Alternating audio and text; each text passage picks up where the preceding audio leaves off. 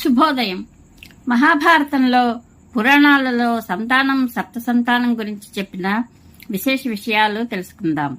సాధారణంగా సంతానం అనగా కడుపును పుట్టిన పిల్లలు, దత్తత తీసుకున్న పిల్లలు, పెంపుడు పిల్లలు అనగా బంధువుల పిల్లలను చేరదీసి పెంచుకున్న పిల్లలు. ఇవి వ్యవహారికంలో ఉన్న అర్థాలు. మహాభారతంలో వనములను పెంచువారిని సంతానవంతులుగా అనగా కొడుకులు పుడితే ఎటువంటి మోక్షం కలుగుతుందో అదేవిధంగా మొక్కలు పెంచడం వలన మోక్షం కలిగి ఉత్తమ లోకాలు ప్రాప్తిస్తాయని చెప్పబడింది. తటాకములు, చెరువులు, బావులు, ఉద్యానవనాలు, కొడుకులు మొదలైనవి సప్త సంతానములుగా పురాణాదులలో చెప్పబడింది. ముందుగా మహాభారతంలో భీష్ముడు ధర్మరాజుకు చెప్పిన విశేషాలు తెలుసుకుందాం. యుధిష్ఠిరుడు, పితామహ, తోటలు వేయించిన వానికి, జలాశయాలు తవ్వించిన వానికి ఏ ఫలితం కలుగుతుందో మీ నోటి వెంట వినాలని అనుకుంటున్నాను అని అన్నాడు. భీష్ముడు చెప్పసాగాడు. యుధిష్ఠిర, అందమైన దృశ్యాలతో, ఆహారం అధికంగా పండే రకరకాల ధాతువులతో విభూషితమై విచిత్రంగా కనిపించే అన్ని రకాల ప్రాణులు నివసించే భూమియే ఉత్తమమని భావిస్తారు. అక్కడ చెరువులు, అన్ని రకాల జలాశయాలు, కూపాదులు నిర్మించడం ఉత్తమ క్షేత్రంతో అనగా తీర్థంతో సమానం. ఇప్పుడు నేను చెరువులు లేదా నీటి మడుగులు తవ్వినందువల్ల కలిగే పుణ్యాన్ని వివరిస్తాను. చెరువు నిర్మింపజేసేవాడు ముల్లోకాలలో సర్వత్రా పూజ్యుడిగా ఎంచబడతాడు. చెరువు మిత్రుని ఇంటి వల్లే ఉపకారం చేసేది, సూర్యుని ప్రసన్నం చేసేది, దేవతలకు పుష్టి కలిగించేది అవుతుంది. నీటి మడుగులు తవ్వించడం కీర్తిని వ్యాపింపచేసుకునేందుకు ఉత్తమమైన ఉపాయం. అందువలన ధర్మార్థ కామరూపమైన ఫలం ప్రాప్తిస్తుంది. దేశంలో చెరువు తవ్వించిన పుణ్యం ఒక క్షేత్రంతో సమానం. అది 4 రకాల ప్రాణులకు మిక్కిలి గొప్ప ఆధారం అవుతుంది. దేవతలు, మనుష్యులు, గంధర్వులు, పితరులు, నాగులు, రాక్షసులు, సమస్త స్థావర ప్రాణులు జలాశయాన్ని ఆశ్రయిస్తారు. కాబట్టి చెరువు తవ్వించడం వలన ఏ ఫలం ప్రాప్తిస్తుందని ఋషులు చెప్పారో అది నీకు నేను చెప్తాను, విను. ఎవడు నిర్మించిన తటాకంలో వానాకాలమంతా నీరు ఉంటుందో అతడు అగ్నిహోత్ర ఫలం పొందుతాడు. శరత్కాలం వరకు నీరు ఉంటే మరణించాక 1000 గోవులను దానం చేసిన ఫలం పొందుతాడు. హేమంతం వరకు అనగా మార్గశిర పుష్యమాసాల వరకు నీరు ఉంటే ఎక్కువ బంగారం దక్షిణగా ఇచ్చి చేసిన యజ్ఞఫలాన్ని పొందుతాడు. మాఘ ఫాల్గుణముల వరకు నీరు ఉంటే అగ్నిష్టోమ యజ్ఞఫలం ప్రాప్తిస్తుంది. చైత్ర వైశాఖ మాసాల వరకు నీరు ఇంకకపోతే అతిరాత్ర యజ్ఞఫలం ప్రాప్తిస్తుంది. జ్యేష్ఠ ఆషాఢాలలో కూడా నీరు ఉంటే అశ్వమేధ యజ్ఞఫలం లభిస్తుంది. జలాశయంలో గోవులు, సాధువులు నీరు త్రాగితే కులమంతా ఉద్ధరింపబడుతుంది.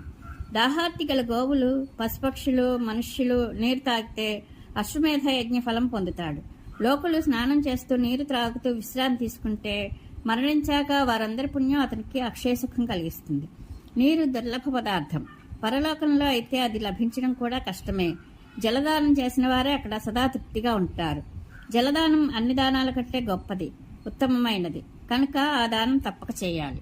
ఈ రీతిగా నేను చెరువులు తవ్వించడం వలన కలిగే ఉత్తమ ఫలాలను వివరించాను. ఇక చెట్లు నాటించడం గురించి కొన్ని విషయాలు చెప్తాను. స్థావర ప్రాణులు 6 రకాల జాతులుగా చెప్పబడ్డాయి. వృక్షాలు, మర్రి, రావి మొదలైనవి. గుల్మములు, కుశలు మొదలైనవి. లతలు, చెట్లపైకి పాకే తీగలు. వల్లులు, నేలపైకి పాకే తీగలు. త్వక్సారములు, వెదురు మొదలైనవి. తృణములు, గడ్డి మొదలైనవి. ఇక వీటిని పెంచడం వలన కలిగే గుణాలను విను. వృక్షాలను పెంచేవారికి ఈ లోకంలో కీర్తి ఏర్పడుతుంది.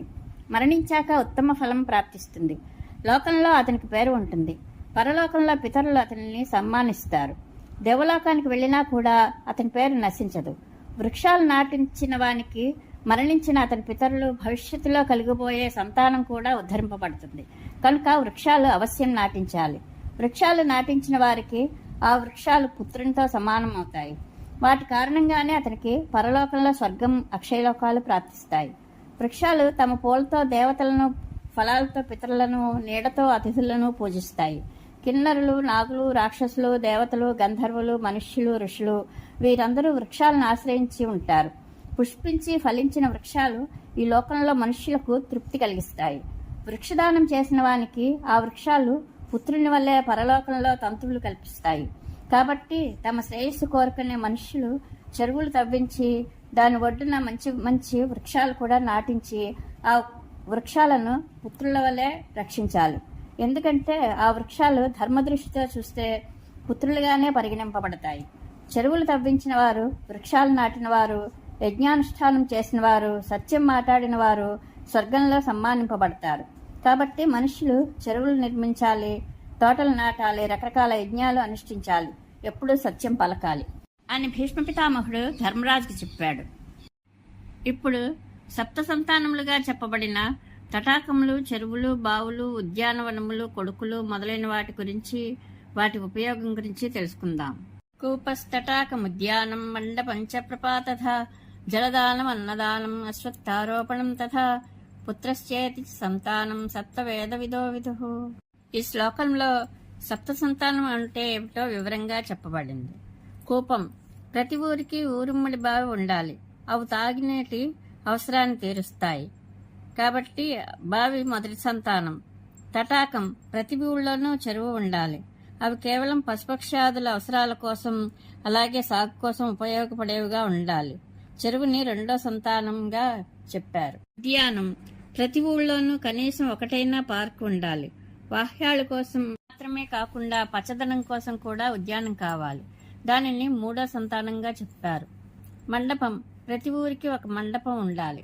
అనగా పెళ్లిళ్ళు, ఉత్సవాలు, సభలు చేసుకోవడానికి ఫంక్షన్ హాల్ ఉండాలి.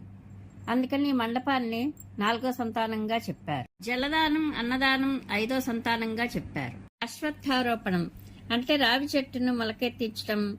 ప్రతి ఊళ్ళోనూ ఒకటైనా రావి, తెల్లమద్ది, మర్రి, వేప, చింత లాంటి మహావృక్షం ఉండాలి. చెట్టు ఆరవ పుత్రుడిగా చెప్పారు. పుత్రుడు ఏడో సంతానంగా చెప్పబడ్డాడు. నిజమైన పుత్రుడు ఆఖరణ వచ్చాడు.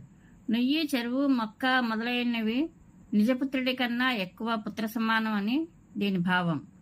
ఈ సప్త సంతానములను సొంత పుత్రుని వల్లే కాపాడాలని పురాణాలలో చెప్పబడింది. పరమేశ్వరానుగ్రహ ప్రాప్తిరస్తు. శుభం భూయాత్.